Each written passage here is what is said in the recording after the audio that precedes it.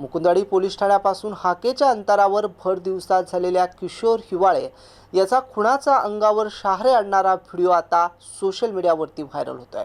भर रस्त्यात नंगा नाच घालणारे या गुंडांनी किशोरला कशा प्रकारे मृत्यूच्या दारात ढकललं याची दृश्य एका तरुणाने आपल्या मोबाईलच्या कॅमेऱ्यात कैद केली होती। बघूयात।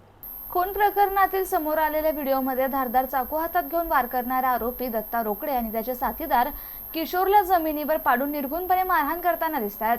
भर बाजारात आरडाओरडा सुरू असतानाही आरोपींच्या चेहऱ्यावर कायद्याची कोणतीही भीती दिसत नव्हती। मयत किशोर रक्ताच्या थारोळ्यात पडलेला असताना हे नराधम त्याच्यावर सपासप वार करत होते। हा व्हिडिओ पाहून शहरात संतापाची लाट उसळली असून गुन्हेगारांचं धाडस किती वाढलंय याचं हे जिवंत उदाहरण ठरलंय।